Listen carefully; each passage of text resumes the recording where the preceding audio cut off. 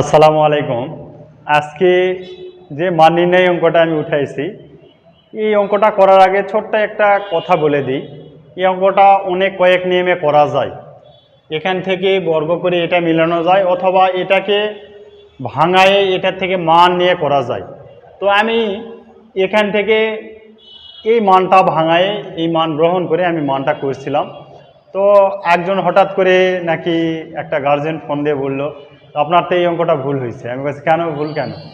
বলছে এটার থেকে বড় করে তো এটা নির্ণয় করতে হবে। আমি বলছি, কেন? এটার থেকে ভাঙায় যদি এই মান বসায় দিয়ে যদি আমি করি, তাহলে সমস্যাটা কোথায়? বলছে না, আপনার এটা ভুল। আমি তো ওনার সাথে আসলে এরকম তর্কে বিতর্কে যাইনি। আসলে মেন বিষয়টা হচ্ছে, উনি আসলে ওই একটা নিয়মই বোঝে, যে কারণে এই একটা নিয়মই করলে ওনার নিয়মে ঠিক আছে। কিন্তু এটা ভাঙাই এখান থেকে এম এর মানটা নিয়ে যদি আমি করি, তাহলে উনি আর কি ওটা বুঝতেও পারবে না, বলবে যে ওটা ভুল হয়েছে। তো এরকম সমাজে আশেপাশে অনেক টিচারও আছে। আবার ইদানিং দেখতেছি কিছু কিছু এই নতুন অঙ্ক করাইতে লাগছে, কিছু কিছু স্যার হোক বা ম্যাডামই হোক, তারা কি করে এখান থেকে বর্গ করে এটা মিলায়ে মান বের করে। আর এটা ভাঙায় এখান থেকে মান নিয়ে যদি করা হয়, তাহলে কি বলে এটা হয়নি। আসলে ভাই, অঙ্কের নিয়মে তো শেষ নেই। আপনি হঠাৎ করে একটা নিয়মে জানেন, অন্য নিয়মে একটা টিচার করে দিছে, আপনি হুট করে বলে দিলেন ওই টিচারের নিয়মটা ভুল বা ওই অঙ্ক হয়নি। আসলে এটা ভুল ভাই। আপনি আগে কারো ভুল ধরার আগে নিজে আগে কতটুকু পারেন বা কতটুকু বোঝেন, সেটা অবশ্যই আগে সংশোধন হবেন, তারপরে অন্যের ভুল ধরতে আসবেন। তো এখন এই অঙ্কেতে যেটা দেওয়া আছে, X plus one by X equal to M হলেই এটার মান কত সেটা আমার চাইছে।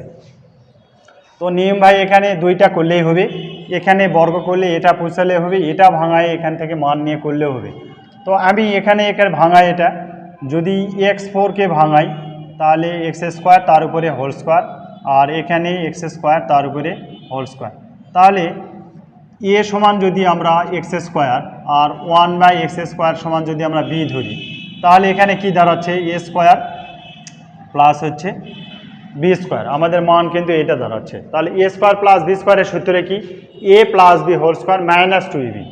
তাহলে এ যদি হয়, এখানে এ স্কোয়ার মানে হচ্ছে এ প্লাস বি, বি মানে হচ্ছে 1/x square, A plus B whole square minus 2a into হচ্ছে বি, এতটুকু। এখন এইটা সমান এ আর এইটা সমান যদি আমরা বি ধরি, আর স্কোয়ারে মনে করি আপাতত আমাদের এতটুকু নেই, তাহলে কি আসতেছে? তো এই পর্যন্ত আমাদের বোঝা কি হয়ে গেছে। তো এরপরে যদি এখন আমরা হিসাব করতে চাই, এটা মনে করি আমাদের এতটুকু নাই, তাহলে এখানে কি ধরবো আমরা?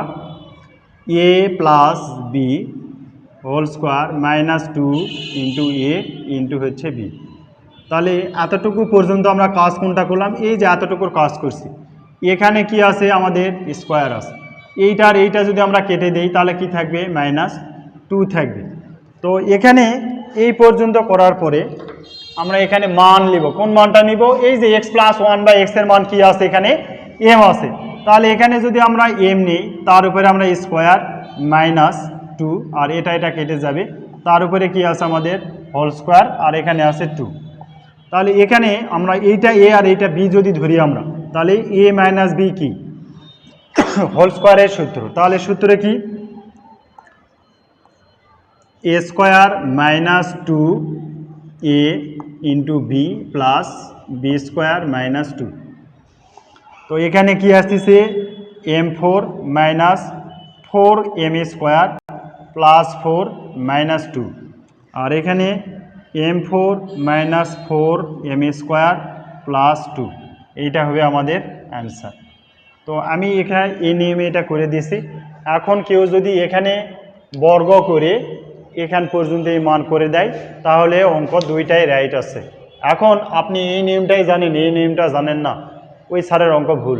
আসলে ভাই, এটা করতে যাবেন না। আসলে ইংরেজিতে একটা প্রবাদ আছে, a little learning is a dangerous thing, অল্প বিদ্যা ভয়ঙ্কর। তো আমরা সঠিক কোনো জিনিস, একটা অঙ্ক অনেক নিয়মে হতে পারে ভাই। তো একটা নিয়ম যদি আমি জানি, অন্য সব নিয়ম আমি জানি না, এখন অন্য স্যার অন্য নিয়মে করে দিয়েছে, সেই স্যার বা ম্যাডাম যদি বলে আসলে অঙ্ক ভুল, তাহলে এটা কিন্তু আপনাদের জন্যই খুব লজ্জাকর বিষয়। তো তো আশা করি এই নিয়মে অঙ্কটা সবাই বুঝতে পারছেন। তারপরও যদি কারো কোনো সমস্যা হয়ে থাকে আমাকে জানানোর চেষ্টা করবেন, আমি অবশ্যই আবার বুঝে দেওয়ার চেষ্টা করবো ইনশাল্লাহ। সকলকেই ধন্যবাদ।